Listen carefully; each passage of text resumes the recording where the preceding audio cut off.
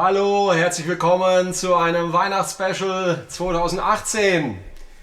Wir freuen uns sehr, dass ihr live dabei seid und hier an meiner Seite mit der akustischen Gitarre Tina Arena, extra für euch eingeflogen aus Albuquerque, New Mexico. Ich habe ein bisschen Angst, ich weiß nicht, was er mit mir macht heute. Er lächelt zwar, aber das ist so ein hinterlistiges Lächeln. Walter White. Extra für euch. Ich habe es organisiert. Keiner glaubt mir das wahrscheinlich, dass ich das hinbekommen habe. Er spricht auch wenig, nur gebrochenes Deutsch. Aber mal schauen. Er kann auch nur englische Lieder singen. Deswegen machen wir heute auch nur englische Sachen. Er lacht. Ich weiß nicht, ob er mich versteht. So. Wir werden jetzt für euch 2 Songs performen. Und zwar einmal Happy Xmas, War is Over und Christmas Time von Bryan Adams. Das erste ist von John Lennon. Im Ende des Vietnamkrieges wurde dieses Lied sehr, sehr populär. Wir sind noch am Üben, wir haben das schon geübt, geben wir ehrlich zu, ne?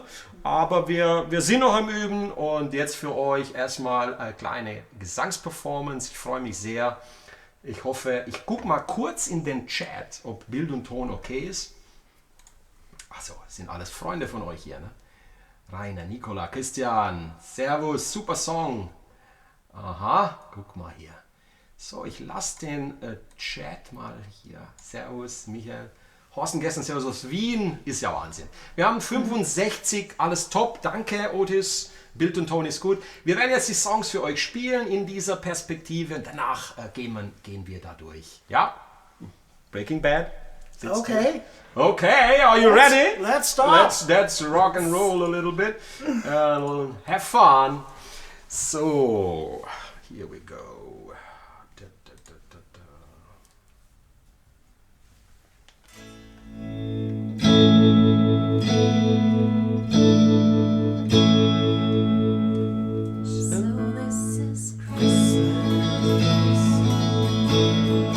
What have you done? Another year over, new one just begun. So this is Christmas. I hope you have fun. The near and the dear one, the old and the young. Merry, Merry Christmas and a Happy New Year. Let's hope it's a good one without any fear. So this is Christmas, for weak and for strong, for rich and the poor one. The world is so wrong. So happy Christmas for black and for white, for yellow and red ones. Let's stop all the fight. Merry, Merry Christmas and a Happy New Year. Let's hope it's a good one without any fear.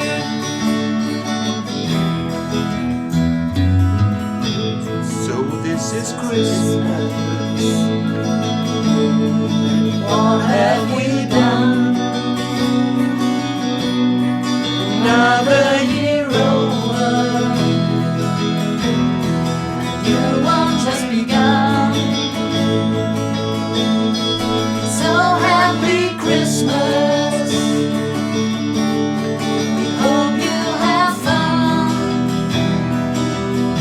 The near and the dear one.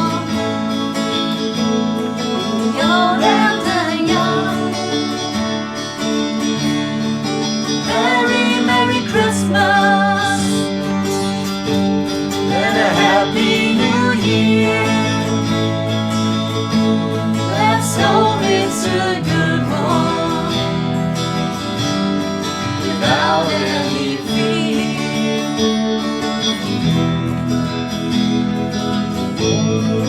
It's over if you want it. War is over now. War is over if you want it. War is over now.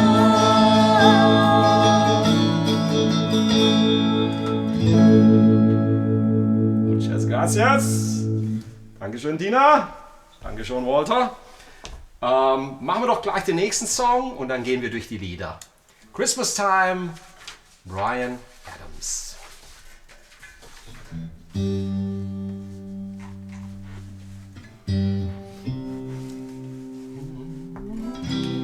We waited all All through the year for the day to appear when we could be together in harmony. You know the time will come. Peace on earth for everyone, and we can live forever in a world where we are free. Let it time for you and me. Something about Christmas time, something about Christmas time makes you wish it was Christmas every day. To see the joy and the children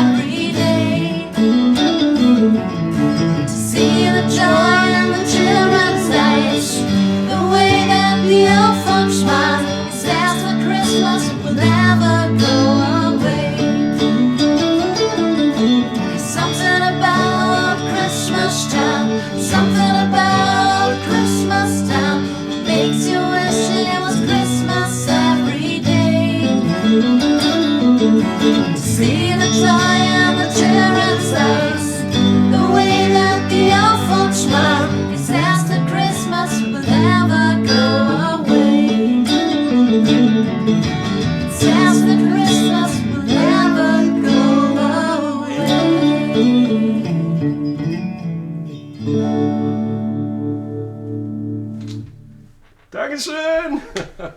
Super. Vielen herzlichen Dank, Tina. Vielen herzlichen Dank, Walter. Das war mir eine besondere Freude. You're welcome. You're welcome. Okay, cool. Horst kann zwar gut Peter Maffay, aber bei Weihnachtsliedern ist die junge Dame weit vorn. Siehst du mal. Deswegen habe ich mich auch absichtlich sehr zurückgehalten. Und herzlichen Dank an euch alle. Wir haben 114 Zuschauer. Das ist toll. Ja. Und wir sind live sozusagen wie in der Carnegie Hall. Ne? Broadcast all over the world. Und jetzt schauen wir uns mal die Songs an. Und wenn ihr auch Fragen habt, noch zu den Sachen, die ich jetzt erkläre, weil jetzt bei dem John Lennon Song gibt es so ein paar schwierige Dinge, die da die Gitarre spielt. Ne? Ich habe mich schon konzentrieren müssen, also so leicht war es nicht. Wir reden über die Rhythmen und schauen uns an, was man da machen kann. Es gibt so ein paar schöne Blümchen. Ihr könnt das verfolgen über den Bildschirm, hoffe ich. Ne? Und ich bin ja hier auch der Regisseur und jetzt muss ich mal gucken, wie die Kameras hier alle positioniert sind. Was wir jetzt machen, wir gehen jetzt durch die Songs und ihr könnt dann die Lieder mit uns lernen. Das ist ja Sinn der Sache. Ne? Also, und zwar in dieser Aufnahme hier könnt ihr mich sehen, hoffe ich. Habt dann hier Happy Xmas. Damit fangen wir an. Ich ziehe das jetzt hier rüber. Und dann schauen wir mal, dass das hier drin ist. Das sieht gut aus, ja. Super. Ziehen wir es voll auf. So. Also, ein echter Klassiker von John Lennon. Und von den Akkorden her ist das nichts, was einen groß überfordert. Wir haben einen Barré-Akkord, der ein bisschen schwieriger ist. Und ansonsten, wir sind in A-Dur im Lied. So this is Christmas. Und der Rhythmus, der dem Ganzen zugrunde liegt, muss man hier den Effekt ausschalten, sodass ihr die reine Gitarre hört. So, es geht direkt los mit einem ziemlich coolen Effekt, nämlich auf dem A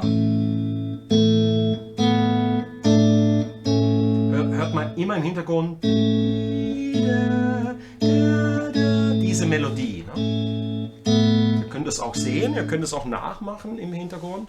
Guckst einfach auf den Bildschirm. Also, genau. Also die Melodie findet im Grunde genommen auf der H-Seite statt. Ich lüpfe also den Finger im zweiten Bund hier, habe dann einen Sus-2-Akkord und dann gehe ich entweder mit dem Finger rüber oder du kannst auch den kleinen nehmen, was dir leichter fällt. Ich rutsche rüber. Ja?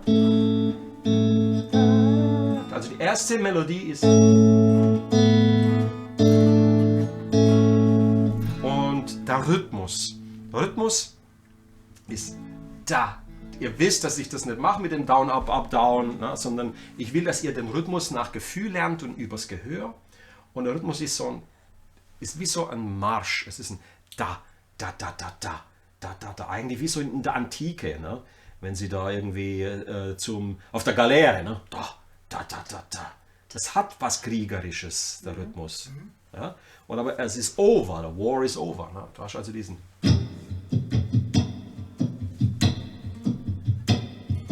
Down, Up, Down, Down. Da.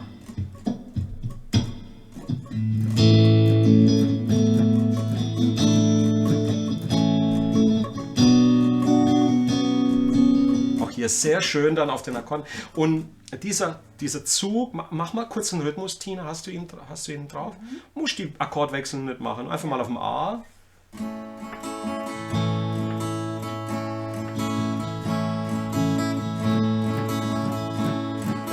Klappt er bei dir auch auf der Ibanez? Da. Genau. Es ist nicht so einfach, einen Rhythmus mit offenen Saiten zu spielen. So der Trick bei der E-Gitarre ist, dass ich die Lautstärke einen Hauch zurückdrehe, weil sonst ist sie zu voluminös. Das haben wir ja gemacht. Und bei der akustischen musst du vermeiden, die dicke E-Seite zu erwischen. Okay?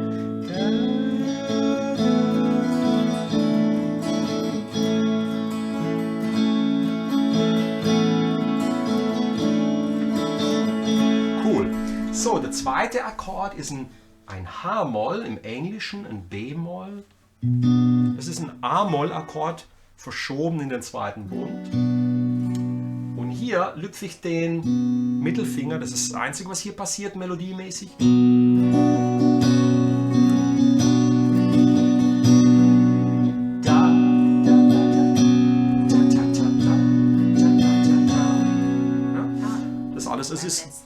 Es ist ein Sus-2-Akkord. Dasselbe, was hier passiert mit dem A, wo der gelüpft wird, passiert hier mit dem Mittelfinger. Also einfach den Zwischenliege. Okay, oder? Also die ersten beiden Zeilen. So this is Christmas. What have we done? Man lüpft die nur einmal. Nur einmal. Okay. Schöner wäre es natürlich, wenn wir diesen Vierer noch hinbekommen würden, aber der ist so weit weg, das kriegst du nicht hin. Ja, das ist nicht machbar hier an der Stelle. So, dann haben wir den E-Dur-Akkord. Beim E-Dur habe ich Folgendes festgestellt. Er beginnt direkt mit dem E-Sus-4. Also der kleine Finger kommt direkt unter dran. Dann wird der gelüpft, der kleine Finger. Und was dann passiert, ist ein schwieriger Griff. Der kleine Finger, ihr seht es vielleicht, ihr müsst nicht nachmachen, ist zu schwer. Der kleine Finger kommt in den vierten Bund auf der D-Seite. Das ist also, das ist ein Neuner dann, ne? Ein E9. Den kennt man zum Beispiel von Police. Okay. Police ist... Und dann, das ist echt ein schwieriger Griff. Aber er klingt schön. Du darfst also nur mit dem kleinen Finger nur hier hin. Kannst du dir das vorstellen? Den kannst du aber wegmachen. Ja. Und die Vorschiebe. Und jetzt mit dem Kleinen dahin. Ja, und die anderen Seiten darfst du aber nicht berühren mit dem Kleinen. Kannst du dir das vorstellen, wie schwer der ist? Bei dir, ja. Meine Finger sind. Ist kein Muss. Es ist wirklich kein Muss. Also, es ist die Note Fis wird hinzugefügt. Man könnte theoretisch sie unten greifen, hier im zweiten Bund, aber es klingt nicht so schön wie hier oben. Es ist also Sus 4, erst der kleine Finger, der kleine Finger dazu,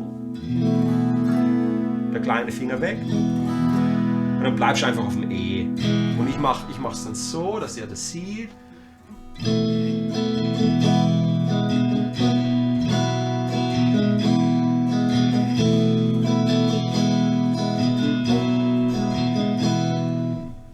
Keine Panik, das funktioniert auch ohne den. Wir haben das ohne gespielt vorhin, ihr habt es ohne gespielt und es hat wunderbar gelungen. Also das beim E kann man weglassen, macht einfach nur den Sus, beginnen mit Another Year Over. And you just begun. So, jetzt kommt was Interessantes. Bei dem zweiten A, hier, bei dem A, seht die Hand hier im Bild, bei dem A hier, beginnt er erst mit dem A Sus 4. Also er macht erst den Finger dazu, dann lüpft er und macht ihn wieder hin. Also erst der kleine dazu, so zum Beispiel, oder den Finger rüberschieben, wie du möchtest. Zurück, dann lüpfen und wieder hinlegen. Super. And you just begun. So, bis hierhin. So this is Christmas. What have we done? Another year over. Erster Finger dazu.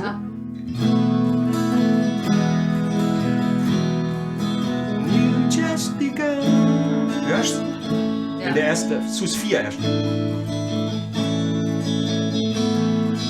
So this is Christmas. Und auf dem D haben wir das gleiche Spiel. D, dann lüpfen, dann der Kleine dazu für den Sus 4 und der Kleine wieder weg. So this is Christmas. I hope you have fun. So, hier habe ich jetzt beim E-Moll, den greife ich an der Stelle so, aber das müsst ihr mal nicht nachmachen. Ihr bleibt einfach auf dem E-Moll. Aber ihr könnt mal gucken, was ihr da macht. Hier kommt ein Akkord, wo hier ein S hinzugefügt wird. Das ist ein Major 7. Und die dünne E-Seite, wenn ich die spiele, klingt es falsch. Hörst? Also ich darf den Akkord nur bis hierhin spielen. Und danach mache ich den Ringfinger unten in den zweiten Bund. Und es klingt so. I hope you have fun. Also. Ja? Und zusätzlich hörst du im Hintergrund wie so eine Mandoline, die macht sowas. Die macht diese Melodie, doppelt sie. Und deswegen ja, ist es nicht einfach, diesen Griff hier hinzubekommen. Okay, ihr könnt es aber probieren. Der kleine vierten Bund auf der A-Seite und dann der Ringfinger unten auf dem Fis. Und dann geht es wieder auf The Near and the Dear One. Hier geht es dann wieder auf den A. Erst Sus 4. Und dann wieder das D. Und jetzt beim letzten D dreht es wieder um, macht er der kleine Finger dazu. Als erstes. Aber wenn man es jetzt anders machen würde, wäre es auch nicht schlimm. Weißt du, warum er das macht? Er will wie so einen Abschluss finden. Okay. Er will den Abschluss für The Near and the Dear One. Hör mal hin, wie das klingt. The old and the young. Und das ist jetzt für mich zu hoch, das darfst du singen. Und hier im Refrain, also ich war jetzt auf diesem D hier, sorry, auf dem hier, macht er als erster den kleinen. So, und im Refrain sind es Standardakkorde. Da ist aber auch noch ein kleiner Kniff drin, der es nicht einfach macht gegen Ende. Ansonsten hast du einfach G-Dur, A Very Merry Christmas. Viermal. Happy New Year, viermal. So it's a good one. E-Moll zweimal. Zweimal G. Loud and E. Und zweimal D. Dann geht's auf E-Dur. Und dann macht die Bassgitarre eine Melodie, die ein Auftakt ist. Ne? And so this is Christmas. Okay? Das haben wir noch nicht geübt. Das würde ich auch jetzt vorsichtig machen, wenn ich in der Gruppe bin. Aber allein würde ich es probieren. Ne? Without any fear. Hör mal, wie das klingt. Oh, this is Christmas. Es ist schön. man kommt Es ist so ein, rein. ja, es ist wie so ein, fast schon so ein deutscher Auftakt. Ne? Bom, bom, bom, bom. Genau, leere E-Seite, wenn du es machen willst. Leere E-Seite. Zweiter Bund Fis. Oben auf der E-Seite. Und dann der vierte Bund. Und dann geht es wieder aufs A. Der Akkord. Ne? Und beim A beginnt er wieder mit dem Sus 4. Beim ersten A. Also mit dem Kleiner dazu. Ne? Also so. Ne? Ja. Also ich mache nochmal den Refrain. Magst du singen, Tina? Ja, mach ich. Das wäre super. Merry, Merry Christmas.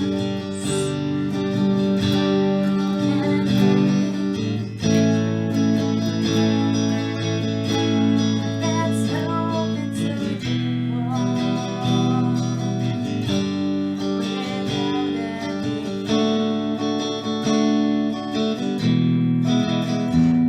This Christmas. Okay? Kapiert? Bis hierhin? Super. Dann die Strophen und die nächsten Chorusse sind alle gleich. Den müssen wir jetzt nicht nochmal durchgehen. Wir gehen gleich ins Outro und hier haben wir dann War is over. So.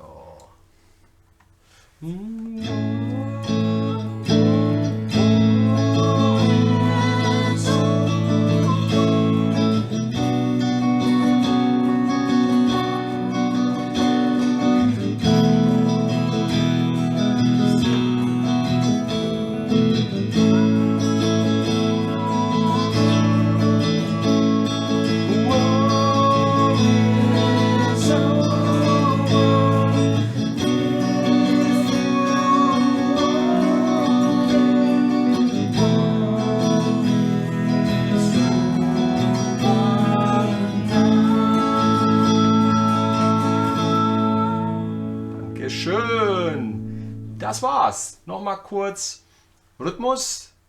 Da, da, da, da, da, da, da, da mit dem Plektrum.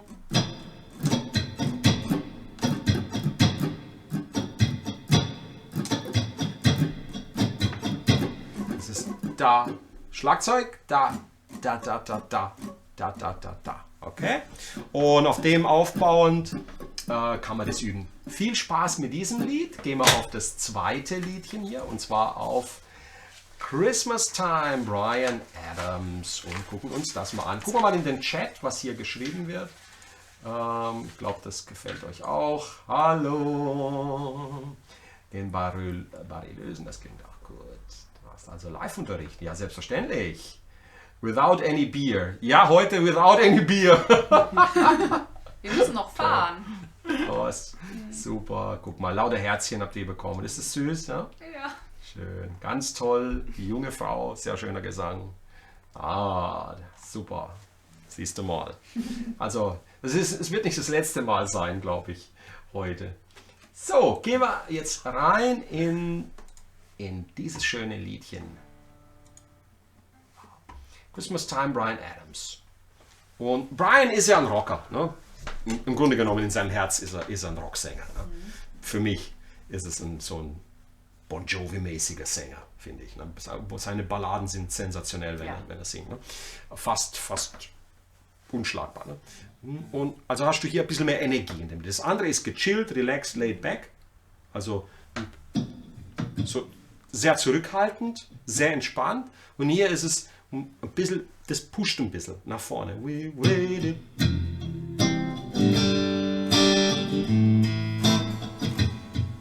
Und hier haben wir diesen da, da, da, da. Es ist ein Akzent, ne? Da, 1, 2, 3 und da steht so 1, 2, die 3 betont und dann ein Doppelschlag. Da, da, da, da, da. Okay? Aber ihr müsst wissen, wenn ich so einen Rhythmus spiele, wenn ich jetzt so einen Rhythmus spiele, ist der nie in Stein gegossen. Ne? Der lebt, ist so Leben. Ein Rhythmus, wenn du den so erklärst, ist im Grunde genommen nur Basis. Ne? Ja. Ne? Oh, we waited. We waited.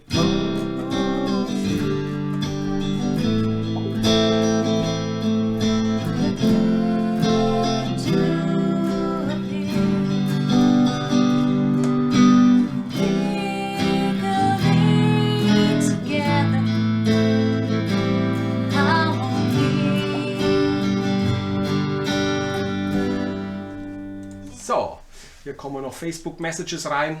Ich habe alles in meinem, ich müsste im Grunde genommen Facebook von meinem Rechner löschen, dass ich den Nachrichten entkomme mittlerweile. Oh, ist egal. Oh, ich habe es nicht aktiv. Ne? Das ist verrückt. Trotzdem kommen die Dinger rein. Ne? So, jetzt gib Ruhe hier. Also, rhythmisch, wenn du jetzt am Schlagzeug sitzen würdest, wäre es du, da. 1, 2, 3, 4. Bam, bam, bam.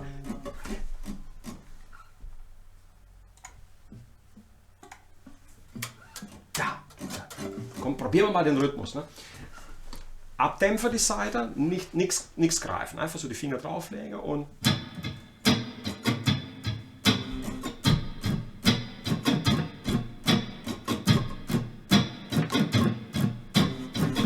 Und jetzt fehlen nur noch die Akkorde. Ne?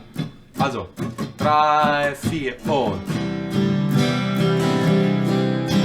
Spielen wir zusammen. Lass uns zusammen spielen. Ne?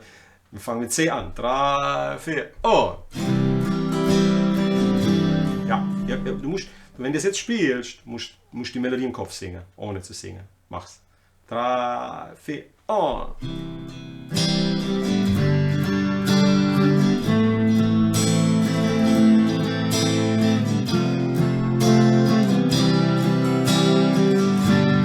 Super. C und E und.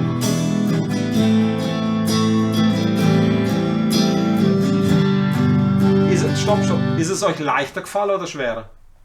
Leichter. Ja. Leichter jetzt? Ich habe das Gefühl gehabt, dass ihr schlechter gespielt habt. Jetzt, Echt? weil ihr nicht gesungen habt. Ich habe versucht, im Kopf zu singen. Ja, aber dadurch war die Gitarre nicht so entspannt wie vorhin. Ne? Singt Ja, mal und dann, okay. und fühlt es mal. 3, 4. We waited. For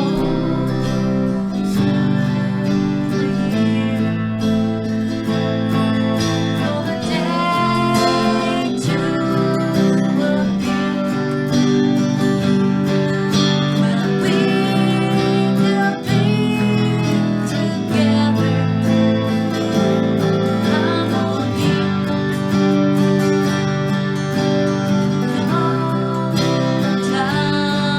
when we could be together. Come on, time will come. So love for everyone. We can live forever in a world where we are free. Let it shine for you and me. Super. Okay, das war jetzt die Strophe. Ihr seht schon, von den Akkorden her ist da jetzt keine dabei, der einen irgendwie aus der Bahn wirft. Ne? Wir haben C, wir haben G-Dur, A-Moll. Das F kannst du so als kleines F zum Beispiel greifen. Ein C und ein G. C, dann E7.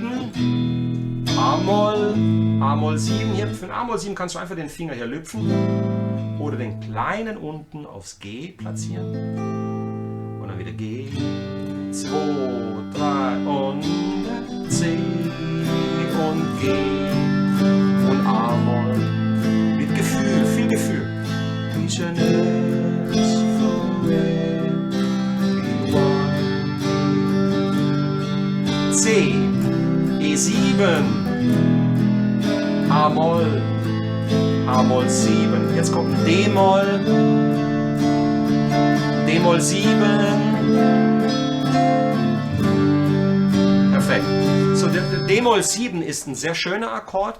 Ich sage immer, das ist so ein halbes F. Wenn du jetzt ein F greifst, lässt du einfach die D-Seite frei, machst ein kleines Barré hier und legst den Finger drüber. Was auch noch schön klingt, ist, wenn ein F in den Bass bekommst. Aber das muss nicht sein. Ne? So, wenn ihr jetzt begleitet, wie vorhin, und dann gehe ich natürlich hier hin, weil ich einen Kontrast habe zu dem. Also ich spiele den D-Moll-Akkord hier in der 5. Position und mache den kleinen Finger dann hier hoch, nehme das F im Bass, im Grunde genommen ist das ein F-Dur und dann das G. Und für die Profis unter euch ein super schöner Übergang direkt in der ersten Zeile und dann noch ein Übergang, also ein sogenannter Auftakt, den die Gitarre spielt, der sehr interessant ist. Hört mal hin. We waited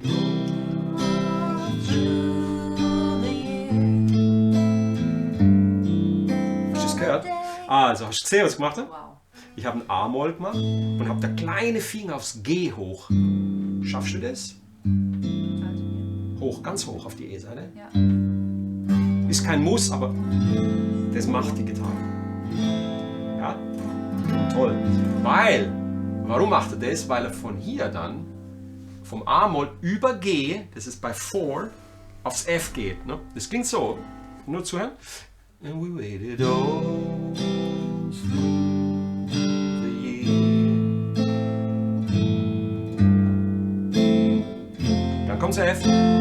C und G. Achtung.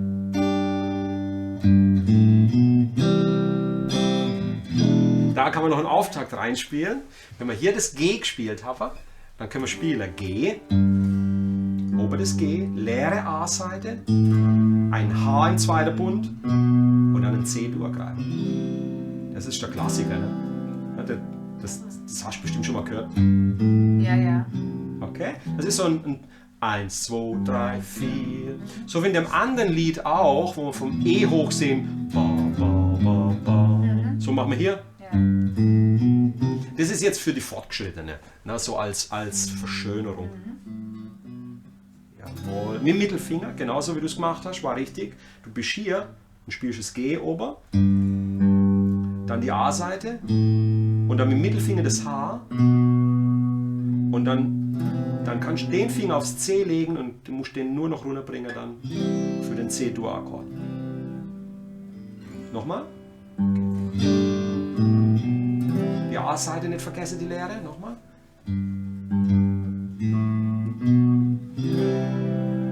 Probier es auch einmal. G. Mit dritter Bund. Leere A-Seite. Mittelfinger auf dem H. Zweiter Bund. Und dann das C. C-Dur als Akkord. Und das nennt man einen Auftakt. Diese Dinge hier, ne, die wir vorhin gespielt haben, das sind Verzierungen. Okay? Akkordverzierungen mit Sus-Akkorden. Ein Sus-Akkord ist ein Akkord, der die Terz umspielt. Also er verwandelt sie nicht in ein Moll oder in ein Dur-Terz, sondern er hebt sie auf. Ich gehe mal auf dieses Bild, dann seht ihr mich besser. Deswegen heißt es suspended. Also in unserem D-Akkord ist das, der Finger hier unten auf dem Fis ist die Terz. Ja? Das merkt ihr, wenn ich jetzt ein D-Moll greife, das Einzige, was sich ändert, ist diese Note. Hör mal. Hörst du, wie traurig die ist? Ja. Und deswegen muss ich den D-Moll dann so greifen. Okay? Okay? Okay? Comprende? Also, was wir hier ändern, ist die Terz. So, wenn du jetzt in einer Akkord, also wenn ich jetzt alle bei dem War is Over, wenn ich alle Akkorde reinschreibe, wäre es ein Salat gewesen. Ne? Weil dann wäre immer A Sus 2, A Sus 4, A. Und dann guckst du auf das Blatt und denkst, Jesus, das ist schon viel zu anstrengend, habe ich keine Lust drauf. Ne? Aber lass uns theoretisch erklären, dass du das verstehst. Immer wenn diese Sus-Akkorde heißt, das kommt aus dem Englischen und bedeutet etwas aufheben, to suspend something. Und dieses Ding, was aufgehoben wird, ist immer die Terz. Sie wird umgewandelt in der vierte Ton, deswegen heißt der dann Sus 4, wenn der Kleine dazu kommt. Der Kleine kommt dazu, auf dem D, oder? Das ist immer super schön klingen, da in der Popmusik.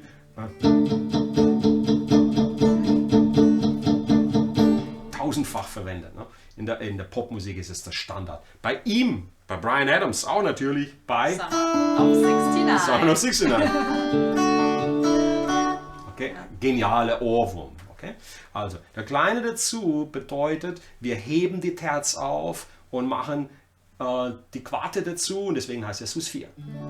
Kleine Finger dazu ist Sus 4.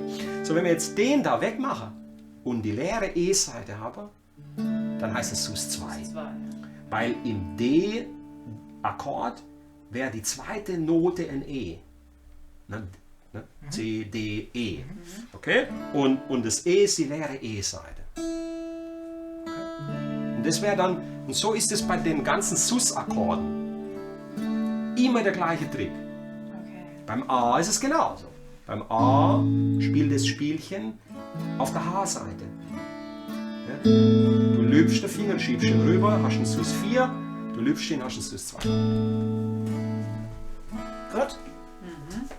You got it, Walter? Yes, of course. Yeah, that's sweet. That's sweet. Und so hier haben wir dann keine Sus-Akkorde, das ist straight durchgespielt, die Strophe. Und im Refrain haben wir dann ganz normale Standard Four-Chord-Song. Four-Chord bedeutet C, A-Moll, F und G. Ne? Wie bei Let It Be zum Beispiel. Ne? Something about Christmas. Christmas time, something about Christmas time makes you wish it was Christmas every day. To see the joy in the children's face, the way that the old folks laugh, says that Christmas will never go away. Super, danke schön, Tina. Ah, herrlich. Also, gleicher Rhythmus. Du, da.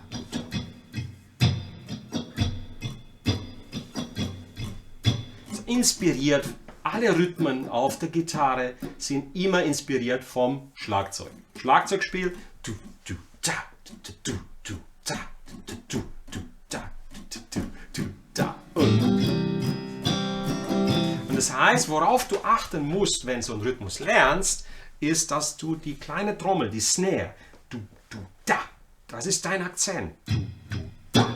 Das bedeutet, die Gitarre ist im Grunde genommen im Rhythmus ist es, lockt sich ein ins Schlagzeug und ist eine Imitation vom Schlagzeug. Ne? Ich empfehle auch jedem, der die Möglichkeit hat, ein bisschen Schlagzeugunterricht zu nehmen. Es schadet nie. Das tut so gut und ist für den Bewegungsapparat gut. Im Grunde genommen sollte eigentlich jeder so ein kleines Set daheim haben. Und wenn es so ein elektronisches ist und sich austoben, weil es ist fürs Gehirn wahnsinnig gut, diese Koordination, auch teilweise über Kreuzspiele, ja, und dann und oft in meinem Rhythmus und in meinem Solospiel klaue ich vom Schlagzeug alles, was das Schlagzeug hergibt. Also, und wenn es Miniatursequenzen sind,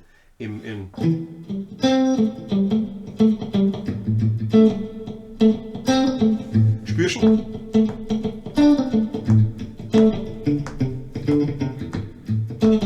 Jetzt macht der Schlagzeuger so einen Break.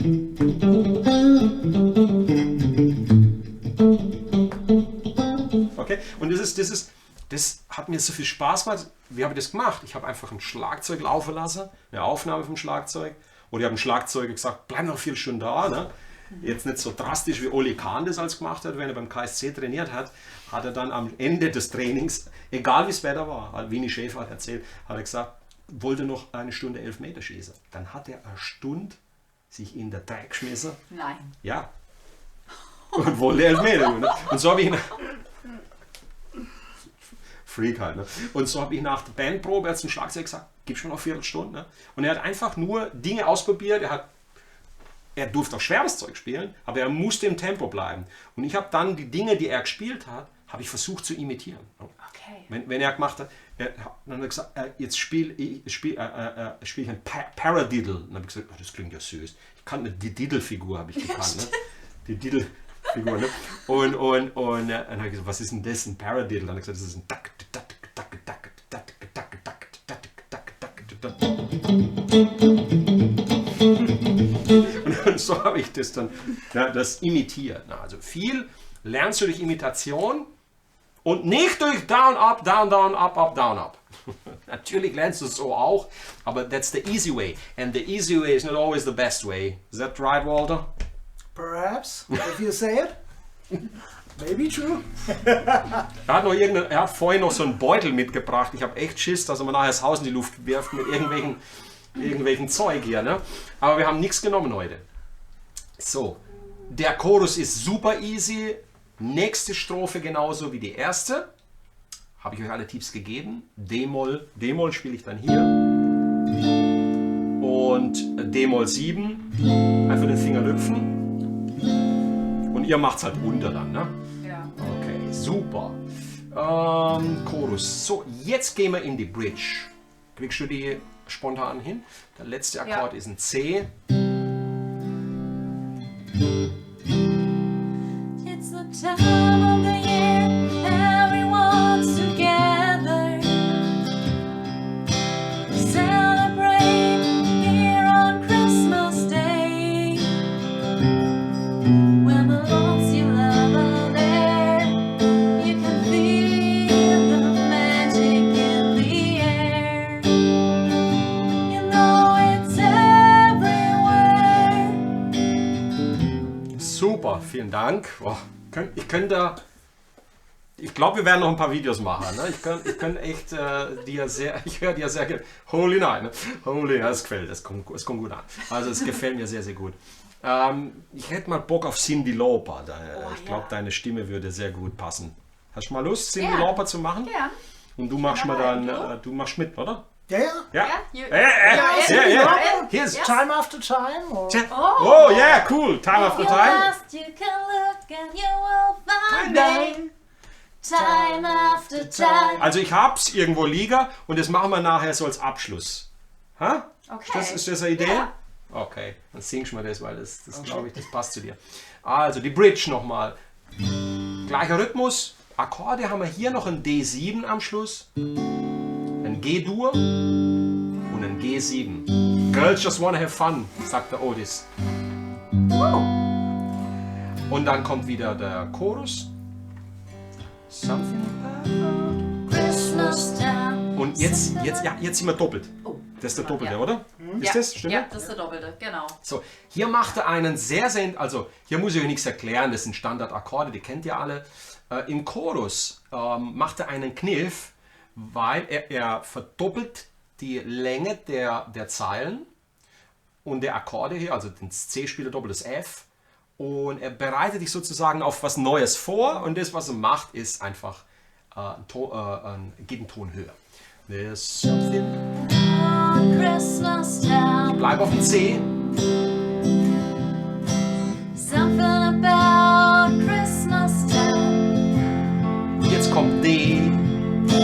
Something about Christmas time. Something about Christmas time that makes you wish it was Christmas every day. To see the joy on the children's face, the way that the old folks smiles, says that Christmas will never go away. Dankeschön, Tina. Herzlichen Dank. Und der Chorus wiederholt sich und am Ende wird die letzte Zeile zweimal gesungen. Und dann bremsen wir es ein. Says that Christmas will never go away. Supi. Einzige Geschichte, die hier auftaucht, sonst haben wir ja die ganze Zeit Standardakkorde. Unser A-Moll verwandelt sich jetzt durch die Modulation auf D, ein Ton höher, auf ein H-Moll, im Englischen dieses B-Moll hier. Den gleichen Akkord hattest du vorhin in dem John Lennon Song. Viel, viel Spaß wünsche ich euch jetzt mit diesen beiden Liedern. Und jetzt gucken wir mal in den Chat, ob es da noch Fragen gibt. Der Horst schwätzt heute mit super Dialekt. Ja, natürlich. Das ist doch. Und ich bin völlig nüchtern. Stell dir das mal vor, wir haben nur Kaffee getrunken heute. Ne? Ja, das ist. Jörg schreibt zum Beispiel faszinierend, was für ein Unterschied mit Gesang. Ja, weil die Akkordbegleitung ist ja relativ einfach. Ja. Ne? Das heißt, wenn jetzt. Was ich jetzt sagen will, ist für mich sehr wichtig. Versucht zu singen. Ja, die Inder haben ein Sprichwort. Singen und weinen. Das musst du nicht lernen. Es kommt ein Zeitpunkt im Leben, wo du das machst. Ne? Irgendwann wirst du weinen und irgendwann wirst du singen. Ne? Und die Stimme ist ein Instrument, was man trainieren kann. Am Anfang klingt es bei manchen göttlich, wo du denkst, warum nimmt der Unterricht oder warum geht er in den Gesangsunterricht? Er singt fantastisch. Naturtalent. Weil es ist nichts anderes wie unser Gitarrenspiel. Es ist eine Imitation. Manche können so perfekt imitieren. Letztens habe ich einen Mann gesehen, der bei X-Factor, glaube ich, oder irgendwo bei den Amis, so wie The Voice in Amerika hat, der Whitney Houston gesungen. Und verstehst du, hat die imitiert, die Juroren sind durchgedreht. Ehrlich. Und das ist, Singer ist Imitation, Talent, Imitation und üben. Also live singen vor Leuten. Und dann hast du das krasse Gegenteil, Menschen, die das Potenzial haben zu singen, aber sich nicht trauen. So ging es mir zum Beispiel. Ich habe ja gehört, dass ich Töne daneben gesetzt habe und so. Aber ich habe das Glück gehabt in der Familie, dass meine Familie mich immer bestärkt hat. Die Oma hat gesagt, das macht nichts, sing's nochmal. Die war im Kirchenchor, die hat gewusst, im Kirchenchor kann man sich so ein bisschen verstecken, hat sie gesagt, zwischen den anderen, die gut singen. Ne? Kennst du? Ja. Warst doch auch ein Chor. Ja, Ganz schön. aber es fällt auch oft leichter, wenn man einen hat, der ein bisschen sicherer ist, und dann kann man sich auch gut dranhängen. Also ich rate euch, probiert es aus, es macht so viel Spaß. Und wenn man dann noch irgendwie eine nette Truppe ist. Chöre, fantastisch. Chöre. Fantastisch, ehrlich. Ja. Und kannst dich auch richtig. Singen ist heilsam. Ich würde sagen, Es kann Krankheiten heilen, es kann Depressionen heilen, es kann Menschen richtig gut, mir hat es immer gut getan. Je älter ich werde, umso anstrengender wird es, gebe ich zu. Okay, wenn ich jetzt einen Abend 40 Songs performen muss, dann merke ich das 2 Tage später noch. Weil die Synapsen feuern immer so, ich kann zwar besser spielen denn je, aber alles, was körperlich, der Körper altert und brauchst mehr Energieaufwand, um die gleiche Leistung zu bringen. Du kannst zwar tricksen, ne, weil du die ganzen Techniken schon drauf hast beim Singen und so, und dann sagst du, okay, durch dieses Lied, da mogel ich mich jetzt irgendwie durch. und das fällt auch jetzt meinen Kollegen in der Band auf dann, weil die mich schon lange kennen. Ne? Und bei anderen musst du halt durchpowern. Du kannst nicht Summer of 69, du musst Gamma First, du musst mit Power singen. Okay? Also das zum Singen. Horst liegt absolut richtig, spiele ist schon viele Jahre auch Schlagzeug, das hilft sehr beim Gitarrengroove. Ja? Schon aus Afrika. Also, wer sprechen kann, kann auch singen aus Afrika. Ne? Guck mal, Tina, wirklich eine sehr schöne Stimme. Okay? Also was ich euch sagen will ist, Vorsicht, ist toller Feedback. 102 Menschen sind online. Wir sind auch schon 50 Minuten online. Wow. Das ist der Hammer, oder? Ja. Hast du Lust, Cyndi Lauper zu singen für uns? Ja, Hast du einen Text zufällig für dich? ich hab den Hast Text, du den? ja. Ehrlich? Ja. Dann hol ihn Ich hab mal. den Text da. Hol ihn. Und welches machen wir dann? Time After Time. Okay, ich such's und Ja, gerne. Danke. wir machen jetzt für euch noch Time After Time, weil es ist kurz vor Weihnachten. Spontan haben wir jetzt entschieden, für euch Cyndi Lauper zu machen. Ich hoffe, ich habe den Groove nicht mehr so im Kopf. Aber ich komme ja relativ schnell. Ihr könnt jetzt live beobachten, wenn ich was nicht mehr so im Kopf habe, ob ich überhaupt reinkomme. Ne? Jetzt hast du das Lachen gehört? Wer hat hier gelacht? Nö, ich doch nicht. Du kennst mich auch schon eine Weile. Ne? Time After Time. Stellen wir da hinten hin. Oh je, hoffe ich finde es. Wir müssen jetzt auf jeden Fall den Walter verzücken, ne, dass der uns nachher wirklich da irgendwas in die Wohnung wirft. Ne? Ich tue nichts. Oh, er hat Deutsch gesprochen, zum ersten Oh. Mal. Time After. Ich glaube, ich muss wahrscheinlich bei dir reingucken, weil ich finde es gerade nicht. Ne? Ja. Aber das ist ja kein Problem.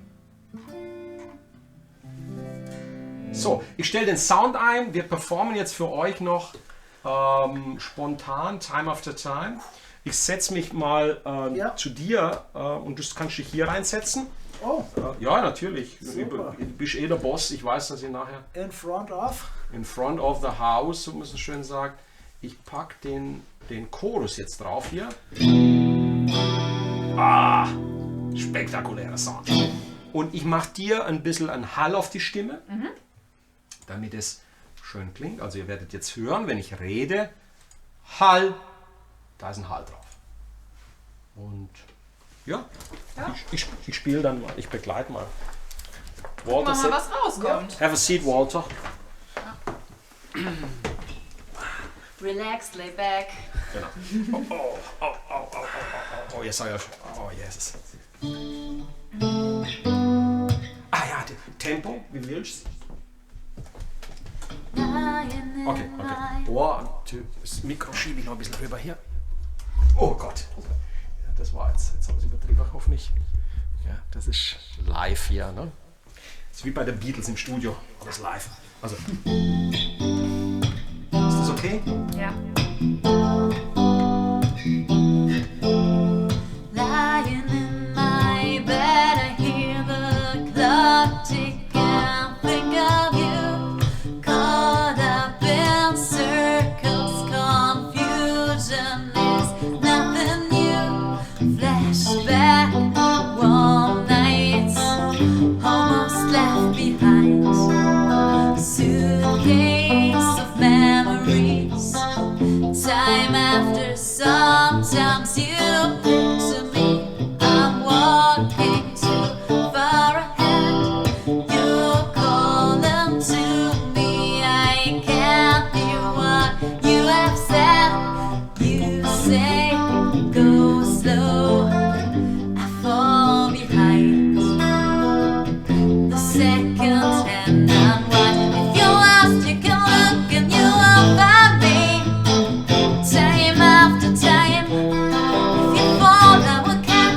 I'll be waiting time after time.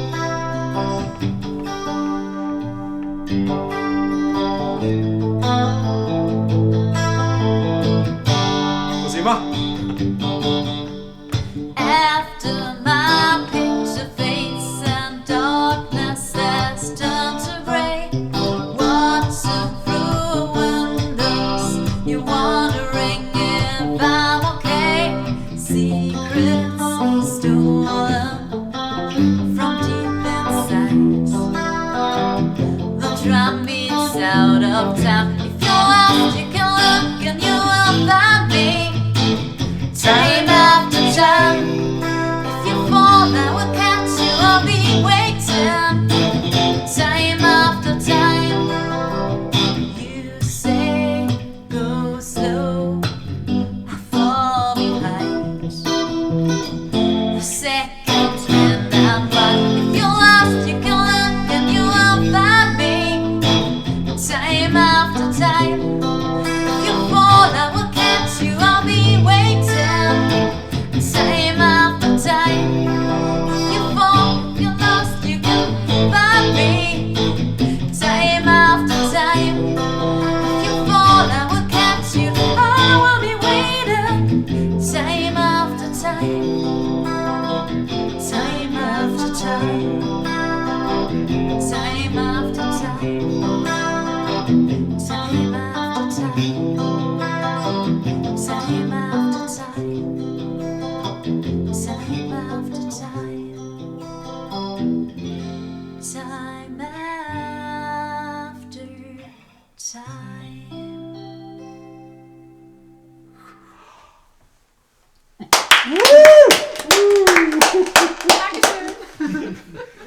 Stark. Stark. Also müssen wir den Song natürlich. Ich muss mal das.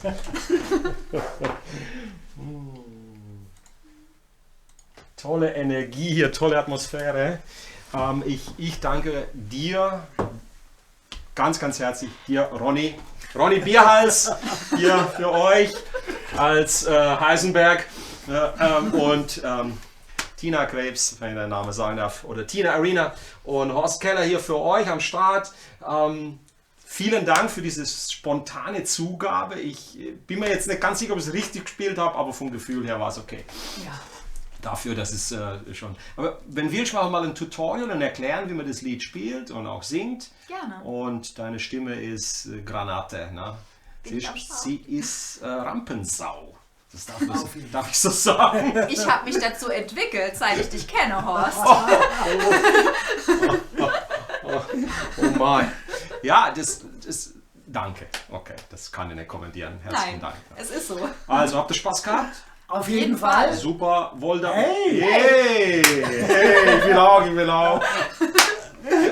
Wollt ihr nochmal im neuen Jahr auch sowas machen? Auch mit anderen Sachen? 3, 4. Auf jeden Fall! Das sollte es von uns gewesen sein. Euch allen ein glückliches, fröhliches Weihnachtsfest. Einen guten Rutsch. Das war das letzte Live-Video dieses Jahr. Und ich freue mich, euch im Januar wieder begrüßen zu dürfen. Feiert schön, lasst euch's gut gehen, esst mal richtig, macht einen drauf und kommt gut ins neue Jahr. Dankeschön, bis zum nächsten Mal. Ciao, ciao. Tschüss. Tschüss.